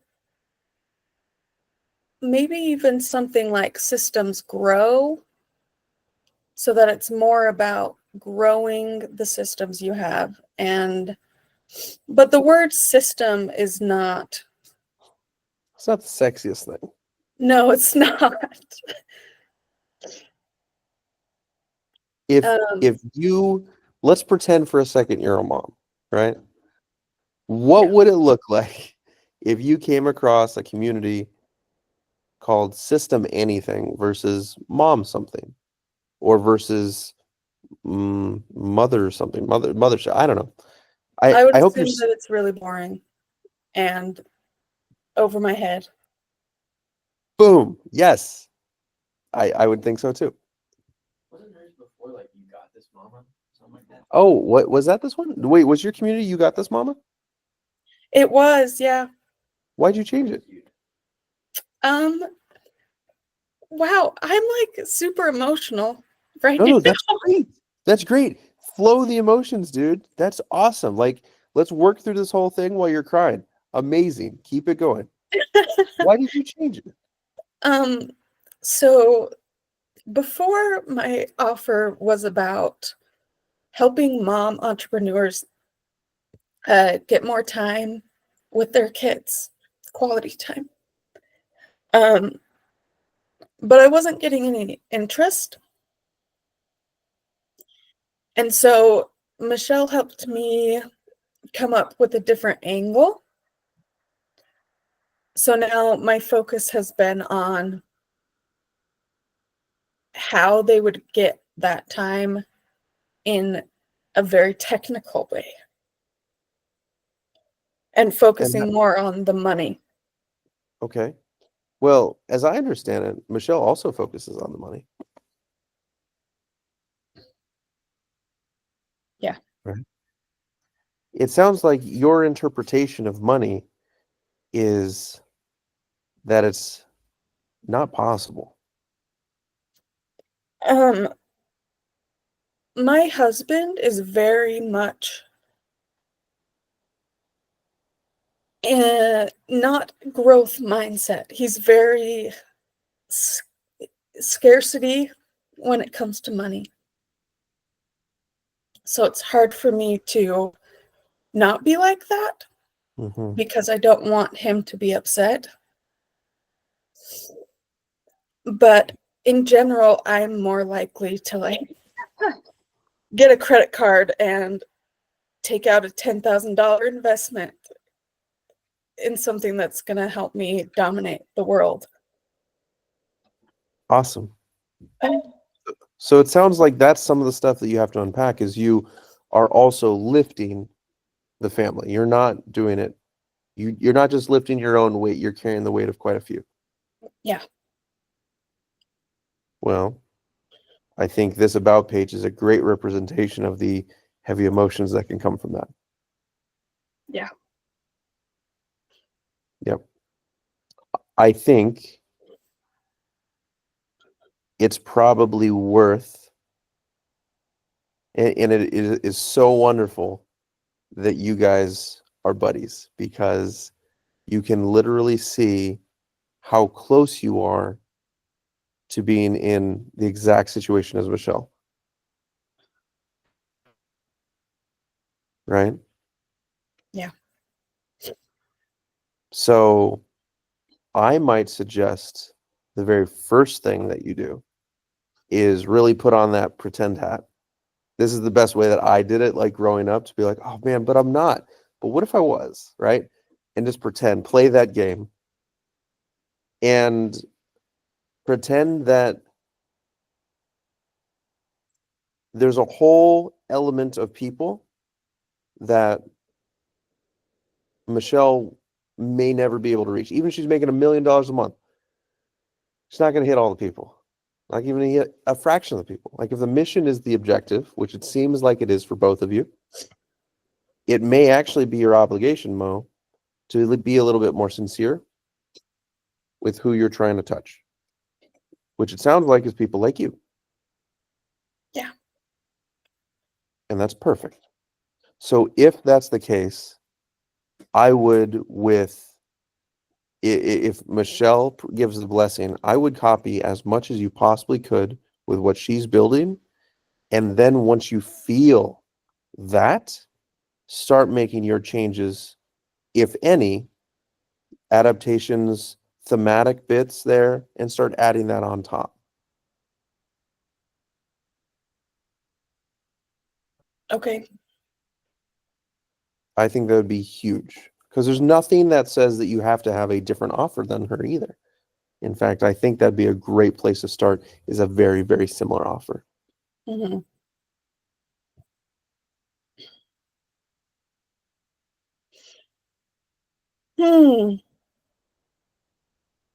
Well, sheesh goose, 20 minutes and you got me crying and flipped my business upside down. Sorry, dude. You know what my husband said this morning? He was like, is this call going to help you move forward, or is this going to make you redo everything you've done again? And I was like, I don't know. You know, Alex says something about this. Michelle, have you heard it? What was it? Alex says something about what she just referred to. Have you heard it? I don't think so. So just about everyone, and Alex and I have actually talked about this. Just about everyone in your circle, most of the time, like Michelle is an anomaly. She has so much support around her, it is disgusting some days, right? And in most of our lives, the people closest to us do not have that. And in fact, we have to work to that point. And I'm sure she did, right? Mm-hmm. But there is a huge amount of resistance that you'll usually get from the people closest to you. Your parents, your spouses, your general society. Just go get a regular job. Stop fucking around with this other stuff, right? Okay. Whenever you get someone that will say, hey, it looks like you're just spinning your tires. Well, when it comes to entrepreneurship, they're right. Until they're not. And the difference is that you only have to be right once. The point is that you don't stop doing the thing. And clarity can take a lot of different similarities before all of a sudden something happens and takes off. So if I were you, I would actually say that by emulating, and this is why it'd be a really good one. Like your husband's probably familiar with Michelle at this point, right? Yeah. So this is why it's a safe bet. If she's making 50% close rate sales on a 3K offer, she's just fucking crushing it, right? Like that is rare to find someone who's got these skills and fortitude to be able to do that kind of thing. And she's got a horizon set on 100K monthly, right? Then if you are in cahoots with this person, like, yeah, let's get your business to my level so that we can help each other out, do the same thing together, right? Or something similar, at least starting from a similar point. Well, then I bet you your husband would be like, oh, your friend it's already working for, you're actually replicating a similar system now. That makes sense, even if he doesn't want to admit it. Yeah. That's still progress. In fact, that's a lot of progress. Right?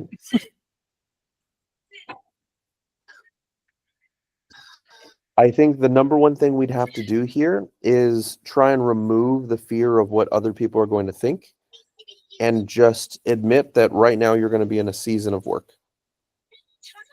And there's going to be a whole bunch of stuff that doesn't make sense until something exists that does. That's how it works usually. And so what you need is support in you as a person, that you're going to keep banging your head against the wall until you figure out something that works. And the best possible thing you could ever get from someone really close to you is to just understand that this is who you are and what you want to accomplish. Mm-hmm. And it's going to be painful. And you just need someone there not to understand it, just to give you a hug after. That's it. Mm. Why are you smiling so big, Michelle? I was just thinking of something I was going to say. But entrepreneurship reminds me of, I think motherhood and entrepreneurship are sort of the same craziness. Yeah. Because a lot of times, like, you give birth, and then like immediately after giving birth, which, like, Goose, you won't know anything about this yet, but maybe one day. Yeah, right. Yeah, maybe one day, you know. You never know. Shoot an egg out. But right after giving birth, you know how you get that high? You're holding your baby, and it's just the best feeling in the whole freaking world. And you're like, the doctors haven't even like cleared the room yet, and you're just like, my life is perfect right now. That's what it's like when you like build everything. You get that high, and then right afterwards, the adrenaline kicks off, and you're like, oh my gosh, this actually kind of hurts. What did I get myself into? Give me the medicine, please. Like, it's a lot. And then you have to work through it, right? And you realize you're like, oh, my belly's a little saggy now. That's a new thing. Oh, this is a new thing that like I have to figure out like how to feel like myself again. Right. And like as moms, when we become moms, and it doesn't matter how many times you do it, each baby's a new one. You have to figure out how to be that new mom again. And it takes some time, and you have to give yourself a lot of grace, and it's a lot of tears, and it's a lot of all of that. But like when you have a business, it's the same thing. And it's going to happen every time you reiterate until, like Goose said, you find that thing and you realize, oh, this is me. Like, this is my business. This makes sense now. You know what I mean? Yeah. But I just don't know what to do anymore. What are you unsure about?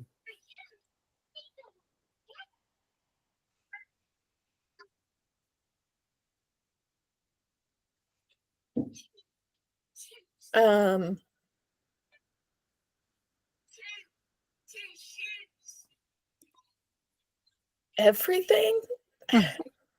Yeah. Well, the one thing that any of us can ever honestly say is that we only ever have control over ourselves.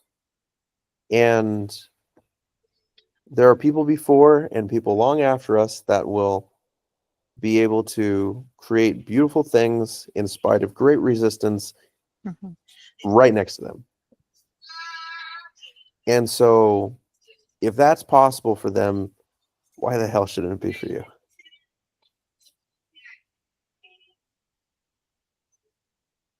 I think that pretend strat is going to be a fun one because you kind of get to be a kid again with that. I do it all the time. And if I look even just at the two headshots that I'm looking at right now, I see Michelle being the person that I think she wants to be, if not entirely, then at least in part. I'm seeing colors and shit, and there's chaos going on, Yeah. right? And she's like owning that, right? I look And- fab, but my house doesn't, right? But see, that's what I'm saying. Exactly, right? It's beautiful. And I see yours, and you have found a place of peace. It's obviously very quiet, and you're wearing black. Now, I would love to see you pretend to have your version of what Michelle has and just see what percentage that changes your day's experience as a small thing. And after you do that for a few days, what that ends up changing for everything else. Because I actually think almost everything else that you have put together here, your community and everything, like I imagine this was not, I mean, I know you changed your objective recently, or your branding recently, right? Uh-huh. And I think that was probably based off of a conversation that was not entirely you, if I were to guess, where you were sort of reaching out of necessity, not out of enthusiasm. Yeah. Not because you want to make this happen, but because you need to prove to other people, like, you're not crazy, something's working, like there's actually a thing there, right? And I think the reason why you started, right, what was it called again, Yaya? You got this moment. You got this, mama. Fuck, that's cool. It doesn't have to be that thing, but there is something, like there was something really authentic about that that I think the 100 people came in for, that's not quite there anymore. And they're probably waiting for that.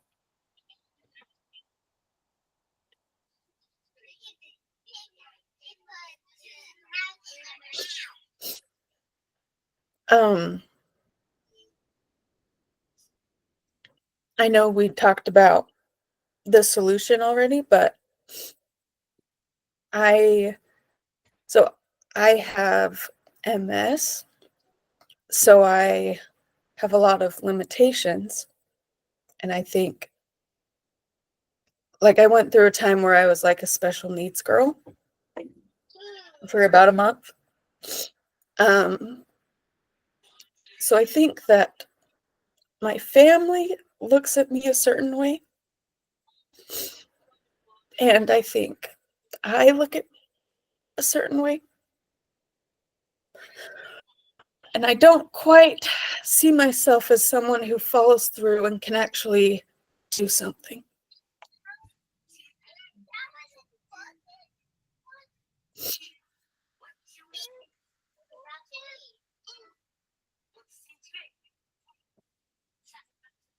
But I can. I know I can. And I work hard. And I know I can get there. But do I really know it? I don't know. So Mo, I want you to also tell Goose about what you did a month, or what was it, within a year of recovering from MS? Oh, yeah. So I was walking with 2 canes. I could barely control my body movements and stuff. And a year later, I ran a half marathon. So you can do it. You could do Yeah. anything. I've never ran a half Yes. marathon. I can't run down the street. Are you kidding me? Fucking hell. I've never done that, and I have no MS. Right? That's incredible. Yeah. So what gave you the energy and like what gave you the willpower to do something crazy like that? That's not easy. I'd always wanted to do it. And so I was going to do it. So what's the difference between that and this?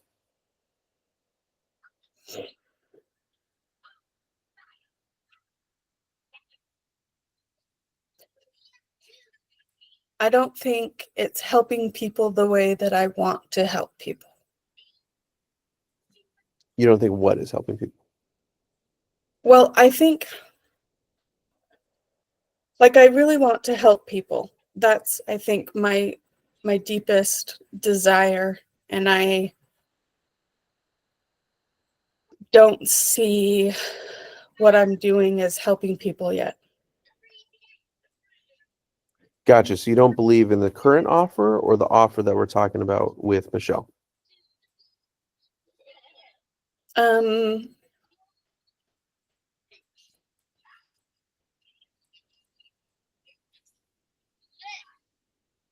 I don't know. Hey, this is You great. can There's no speak wrong answer. honestly too. I want you to know, Yeah. just because I'm here, like you can speak honestly. I don't want you to feel like I can't say stuff because Michelle's right here. Yeah, no, definitely open Yeah. up. Do you feel like there's anything hanging up there? Because that's a great thing we can unpack. That's awesome. Mm-hmm. Well, to do this offer, I mean, I love organization. I love small steps and strategy, but I don't know the stuff yet. So I would need to continue doing what I'm doing, which is learning a lot and figuring it out as I go, which is good and great and wonderful. I think I've always seen myself doing something to help people who have mental illness, because that's where I've done a lot of work.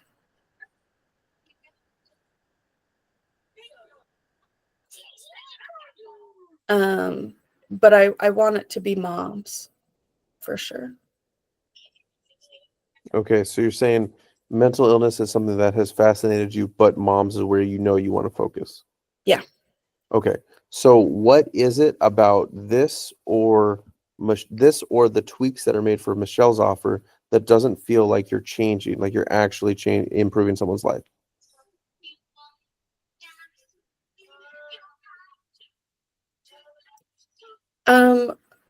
Because I don't feel like they're struggling. Maybe that's it. I don't feel like they're struggling. So I'm not relieving difficulty. I'm helping them build more. Okay, great. Oh, this is awesome. So there's more than one roadblock. I'm glad we kept digging. Okay, so for example, if we look at Michelle's, they already have people, her clients are already people that are making money, right? We're just trying to we're trying to grow that existing system. And so if you look at this kind of system, yeah, that totally makes sense. So you can look at that and be like, yeah, do they actually need help? I mean, they're just going to have a different variation of problems, right? After Michelle works with them.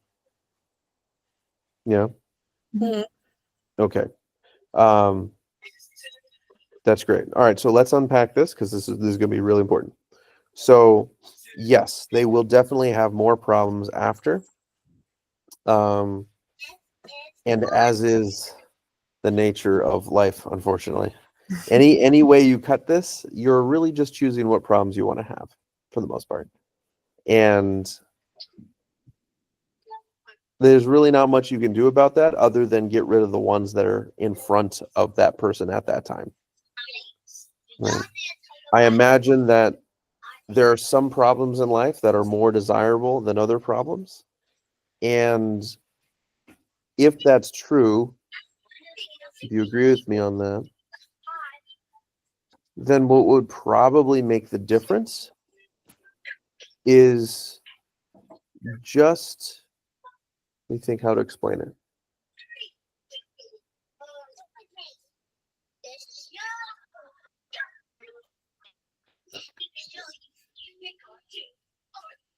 I'll put it this way. When you're working on your offer, right, a lot of the times, and I'm going to keep using Michelle, I'll keep using you as the example here because we just went over it and it's like really fresh in all of our minds, I think. So in Michelle's offer, on its face, it's to make more money.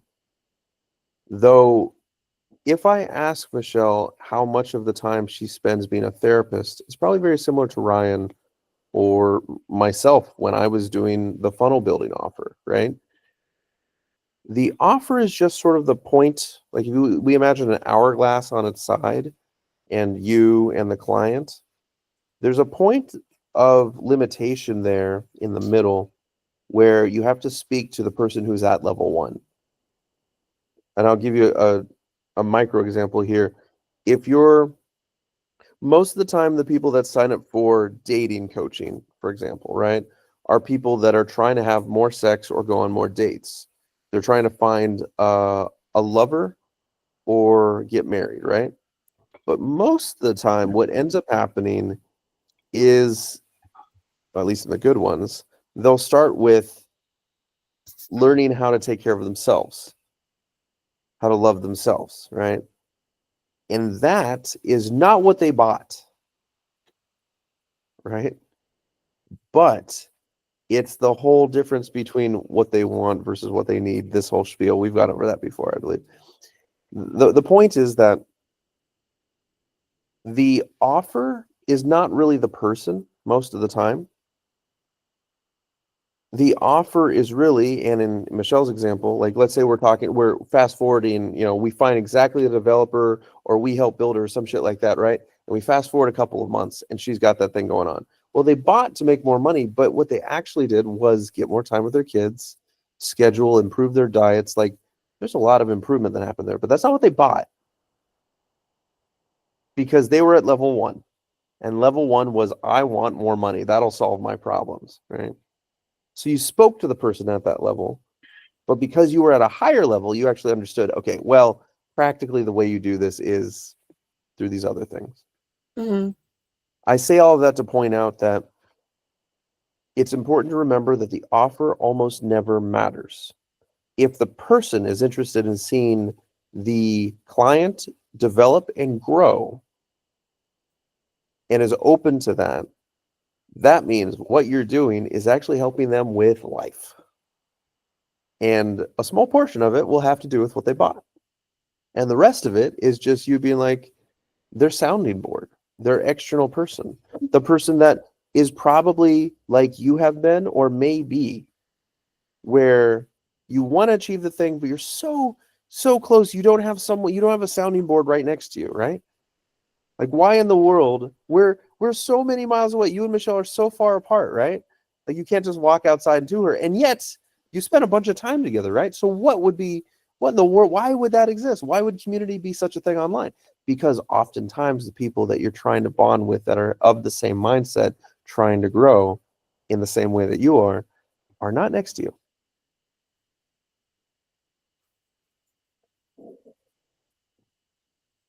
So I guess if I summarize all of that in one way, it's that one hidden limiting belief it seems like you may have, which I could be wrong on, in which case I'm sorry for the spiel.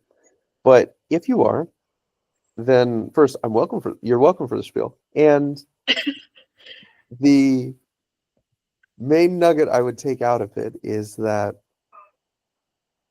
your offer is never you. It never will be you. And that everything you want to give to a person only has to be packaged in a health wealth relationship way so that they buy it or they engage with it, because people are stupid. They want something that is not what they need. And it is your job to convince them that they just bought what they want, and then you give them what they need. That's your job as a coach. They can find out all that information anywhere on the internet, right? They don't need the information. They need a buddy. They're looking for community, whether or not they choose to admit it. That's why they'll never buy community, but they will always stay for it.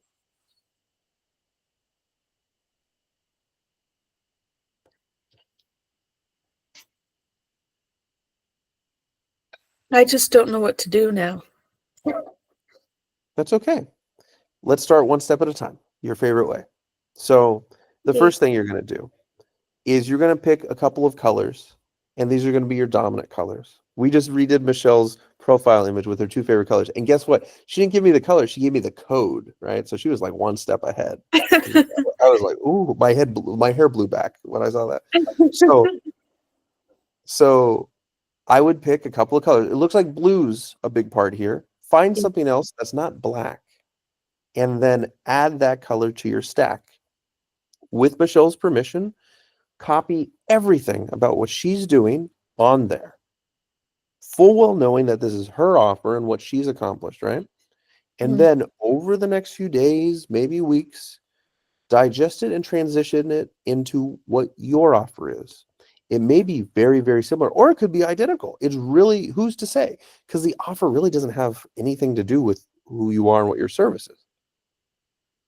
That's just how they get in. Now, the description is a little bit different, and that one is, you can talk a little bit about your method and stuff like that. Not too much. You don't want to scare them away. Like, achievement does cost a little bit of effort, but you don't want to give someone at level 1 the illusion that this is going to be really hard, because then they're like, oh, I don't sign up for hard stuff. I just want something easy, right? So you want to make sure that you still give that that representation, that it's easy, and you do so with the levity and the optimism that Michelle's About page has.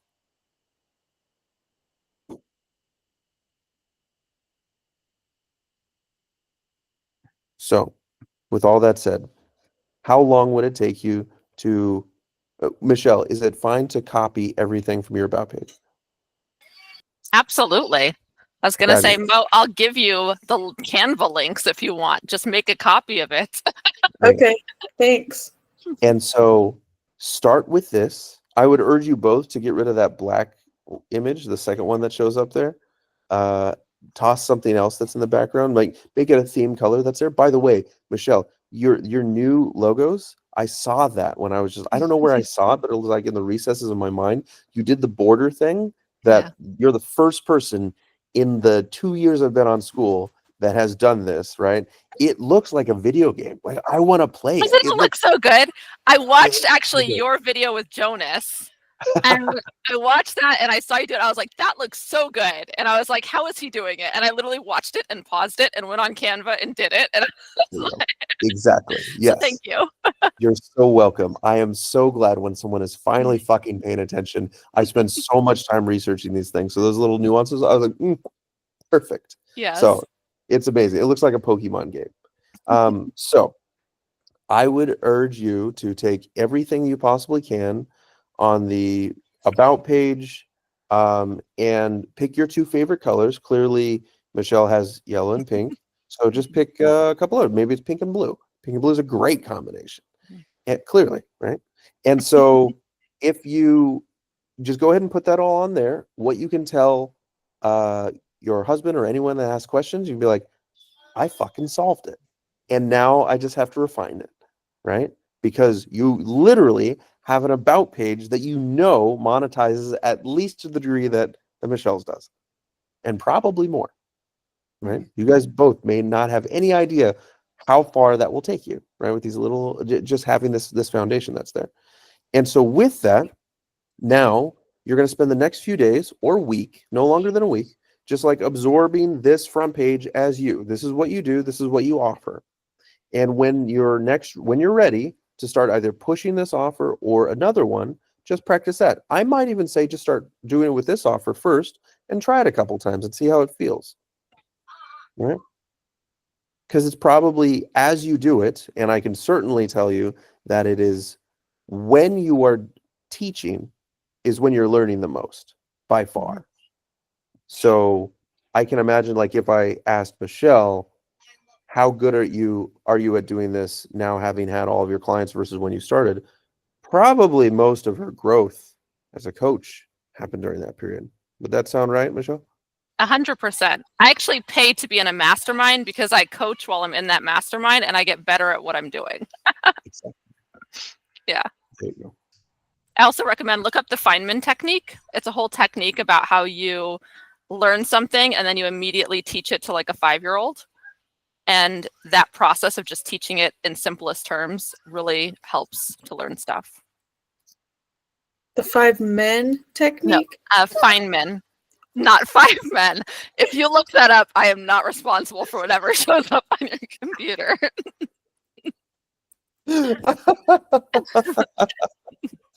Oh, man. Yeah, I'm curious. Yeah. Developed by a physicist, actually. Yeah, that's Cool. Richard Feynman, right? Yep. Yeah. Yeah, he's a very famous physicist. Yeah. And actually, he was, I like him a lot because he did a lot of simplification of very complex concepts, physics concepts that he would oftentimes boil down to like socio or social comparisons. Yeah, he's great. Good quote. That's How why I you told you, feeling? Mo, when you're learning this stuff, make a video teaching it and then put it on YouTube where you build your audience while learning. That's right. Mhm. How are you feeling, Mo?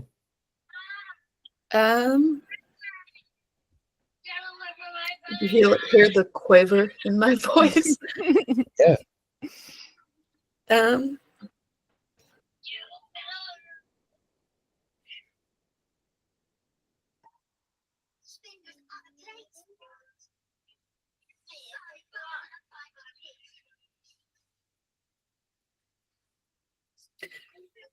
I don't know, but I'm gonna do it. Nice. That's honest. I like that.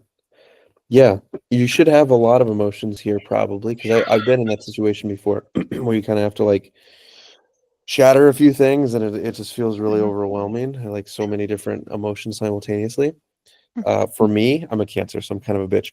Like let out a good cry, right? Do what you got to do, like emotionally first, to like expel whatever that is that's in there. Don't bottle it for sure. And from that point, I would urge you to take a little bit of time, just kind of digest everything that you're feeling. Then probably tomorrow, go ahead and go through, do that whole copy, take whatever Michelle sends you, and start doing your own upload of those things, and then start pretending for a little bit that this is now your thing, and you're doing it, and it's successful, and it's fun, right? And make some changes as you see fit. But this is now what you do to the people that you know you want to touch. And I also want to throw out, because I know you talked a little bit about making impact with people, and it's not really the impact that you want to have, right? So like I help people make money. Do I personally care about making money? I'm actually a very traditional woman. So like if it was up to me, my husband would be busting his ass and making all this money, and I could just be cooking and cleaning and dresses, and my kids are being crazy in the background. But that's not the life that I live. And so I'm just kind of like, okay, how can I kind of build the life we want and make the money if that's what has to happen? And so that's why I'm doing what I'm doing. But I can say, when I hear stuff from like Lucy, right, who just signed on like three or four high ticket clients within the past week, and I know that a week or a month before that she was struggling with trying to figure out if she could afford gymnastics for her kids. Do you see what I'm saying? To me, I'm like, now she can have her kids in gymnastics because of what I do. So I always like to think of it as, when I think of my offer, I'm not like, oh, I love helping people make money, which like, sure, great. But like, I help moms have opportunities for their families. Do you know what I mean? But I just happen to do it in a way that's actually effective and that's sellable, because they don't, like, how else can I do this, right? And so I think that's what you kind of think of is like, what is the effect that I want to have on these families? What's the impact that I want to have on the moms and how I can help them? And what's something that I can actually sell them that would help them do that? Does that make sense? Yeah. And that's where, to me, like, money brings opportunity. So if I can help people, you know, make money in a little bit of time a day, then I solve a lot of those problems. So to me, that's kind of where I landed. But I've been down the road of owning businesses that I absolutely loathed running every day. My first one was a bookkeeping business, and that was, I think, was the most miserable time of my life. Absolutely hated it. And then I had a marketing agency, and we did done-for-you marketing stuff, which actually sold like crazy. But again, I hated it because I don't like doing done-for-you stuff. It takes up way too much of my time. I want to be able to hang out with my kids. So, you know, you just got to figure it out. Your kids are playing with a Lapras. I can see it right now. Are they? Let me see. Hey, Heidi. Can you bring me the Lapras? Goose wants to see it. Oh, that's so cool. Yes, they love Pokemon. You might also notice, oh, this is the Lapras. This is Cass, my oldest. Hi, Cass. He says hi.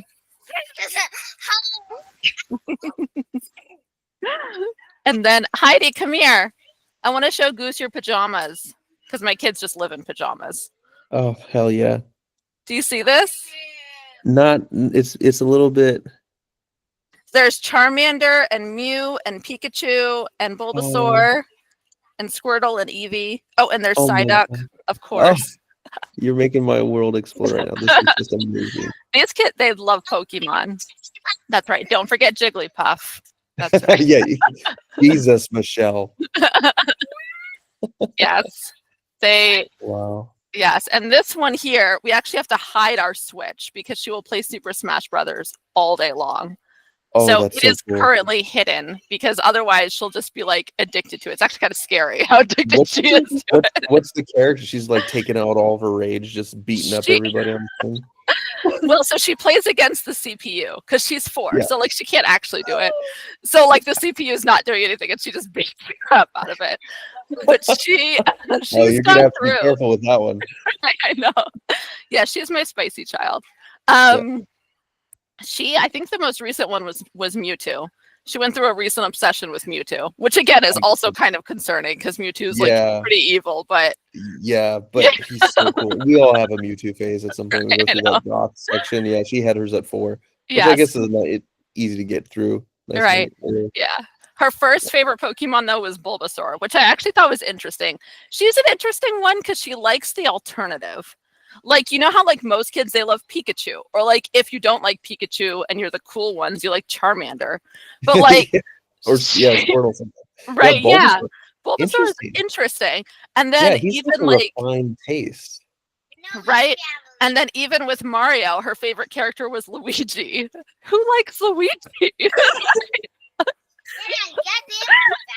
like what? Whoa, yeah, that's uncomfortable. We had to get like Luigi's Mansion, so now we're almost done with that game. But oh man, I never beat that one. I almost beat it, and then I got distracted. yeah, it's pretty good. It's taken us a while though, because we don't. Yeah. We used to. My husband and I used to play like the Resident Evil games. Oh yeah, dude. Number 6, I think, was my favorite. Oh really? I was saying I liked 4 was my favorite. And then they just started doing all the remakes, which are really good. But I'm like, now we have kids. So like, it's kind of hard to play the Resident Evils because like, unless I want them up all night with nightmares, that's just not happening. All night? Like for the rest of their lives? Right, yeah. Oh So my God. we don't, so now we've had to switch. So now it's mostly Nintendo stuff we play with them. And then like on the odd night that they fall asleep early, we play Resident Evil. Yeah, exactly. On the Switch, right? Yeah. Well, no, we do Resident Evil. We play on. We actually had it on Steam on the computer for a while. Oh wow. Okay. And so we're crazy parents. Okay, we do not like do parenting by the books, and we have a projector in our bedroom, and so we co-sleep with our kids too. So like they all sleep in our bed with us, which is crazy. And then what we did, we had a projector, and we would hook it up to our gaming computer. So you just play games projected in like on the wall in front of our bed. So hardcore. Some of the best relationships I know is where everyone plays video games together. So much fun. Yeah. Yeah. It's like family movie night. We will often do. I did this at the office too all the time. Family movie night. So whenever everyone was chilling. I mean, Sam would never join. Kirby also sometimes would never. He mostly would never join. But it's always a Disney movie. And everyone would just have to like sit there and have a bunch of popcorn that I got from like Costco or some shit. Yeah. Those are great bonding times. Yeah. Like I tell you, I've seen all the videos of like you guys at the mansion and all that stuff. And I told my husband, I was like, one of these days I'm going to win the school games and I'm bringing our kids to the mansion, whatever it is. And I'll be the first family at the school games. It's so cool. I love that. Like nothing would make me happier than to like have my kids playing video games with like millionaires. Like what a cool. They'll be like at their weddings one day, and I'll just have pictures of them when they're like 4 and 6 playing like Super Smash Brothers with Oh, someone that's who's so now a cool. billionaire. What a great concept. I love that. Yes, exactly. See, that's You're the stuff crazy. that happens is the video games. All of that. Yes, Mo, absolutely. Mo, how are you feeling? How are you You're feeling about all this? Are you getting motivated to play some video games too? I love Smash Bros, but Yeah. I'm primarily Nintendo 64, That's what I grew up old on. school. Yeah. You can play those now. You get the membership, you can play all those games in their original 8-bit form. Can you play all of them? Because I got the membership and I was like, there were some games that I was trying to find and I could not find them. I don't think Good they have access to all of them. Well, I was just into the cool ones, so I guess maybe they have all of mine. Shots fired, man. Goose. My favorite was like Super Mario 64. Mhm. That was like the one I played the most. Yes. Yeah, and there were a few others. There's like Torok. I don't know if they included that one in there. Did you play that? Which is the Mario game? Is it this one, the Super Mario 64, when they jump into the paintings? Yeah, that's 64. That's the one. Where is Yeah. that part of it? Because I was trying to find it and I couldn't. Okay, Where so do I find that? Okay, so what you have to do here, I'm gonna find it for you right now. So they made it intentionally difficult. So get this. Okay. Writing instructions down because Yeah, I'm gonna give you a map. It'll take you to a man named Poncho. as long as he gives me the goods, that's all I care about. I'll talk to as many Ponchos as I need to. All right, so here's my Switch. I have to get back to the States first before I get my Switch 2. So I'm on the old one right now. So you can get a Did they bunch of stop their games. boycott? Weren't they like boycotting the States or something because of Trump? What was? I thought I had read an article about that. Like the Switch was not going to deliver to the US Oh, or something yeah. because of Trump tariffs or something. I think it delayed it a bit, but it didn't really Okay. change all that much. I had to spend Okay. like an extra $150 to get my Switch 2 though, because Really? well, I have everything, but I can't. They won't let me buy it online because I'm like, I don't know. It's complicated. I bought everything, and they're like, yeah, if you buy everything, you can get a new Switch.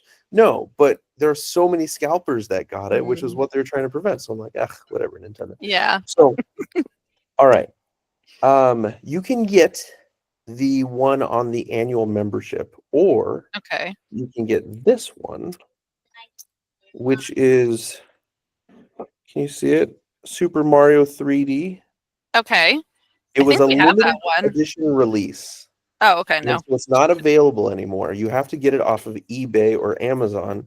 And Mhm. on it, it has Super Mario 64, but like the updated version. So it looks like a new game, but it's the old one. It has Super Mario Galaxy and Super Mario Galaxy 2, I think.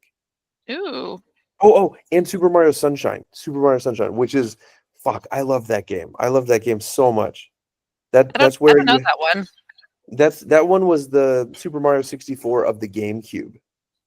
Oh, where- okay. Yeah, we didn't where have a he had GameCube. Bud, this little like robot thing that would shoot water in the back, and you would Oh. like go and clean up. You landed on this. You tried to take a vacation with Peach, and then obviously shit went wrong. So Yep. you're on this vacation island, just like shooting water and trying to clean stuff. Of course. Of Yeah. course. Yes, so that's the game you have to get. Let me make sure I read the name right. Well, right after this call, I am definitely going on to eBay then. So Yes, yeah. Super Mario 3D. Yeah, let me make sure that I got it for you. Yeah. Oh, Super Mario 3D All Stars. All Stars. Okay. I was gonna say I thought we had a 3D one, but I don't know. Yeah, so that's 64, Sunshine, and Galaxy. And the Galaxy. The Galaxy one was fun too. I didn't end up beating You it, but it was a lot of fun.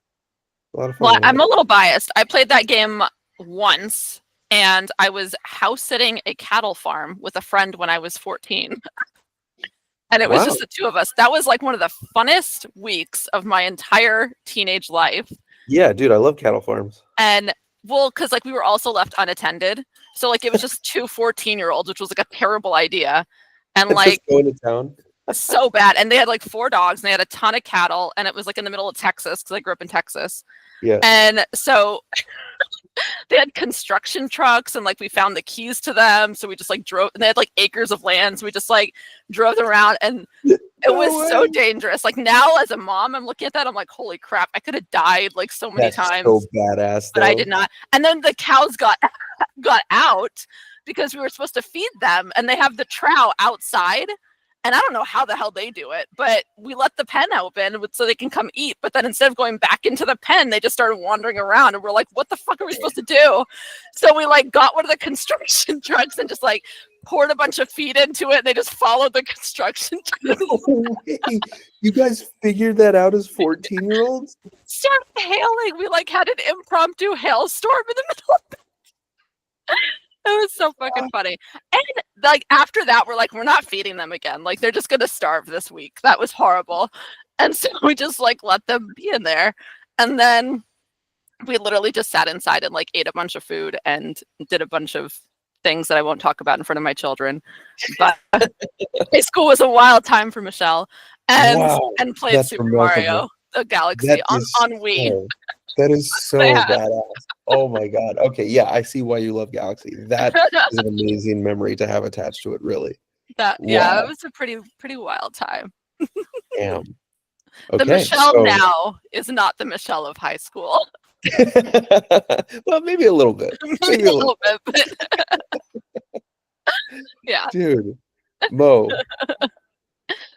what is like one of the biggest things, like you put in, it made me think of your otter, because you put a bunch of otters all over there.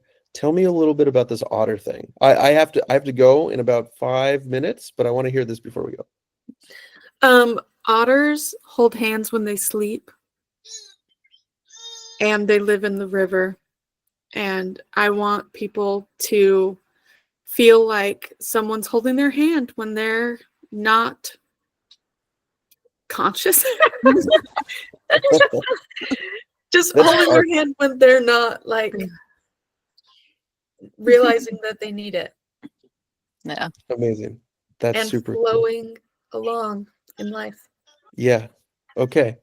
So there's definitely something to that. I like that theme. Still start with Michelle's and then slowly bring in some of those things, but feel that energy of like the vibrant yellow and pinks first, except for that black page. Fuck that black page. But all the other stuff, like feel the vibe. of Switch those it colors. next, Goose. Calm down. Yeah. And on Tuesday Mhm. Tuesday of next week, let's maybe start with a check-in with you guys and Okay. see how that looks. Yeah. Okay. Yeah. That would be awesome. Cool. All right. So, Yeah, I also see just that. realized I've been recording through this whole thing. That's I'm fine. stopping the recording, but I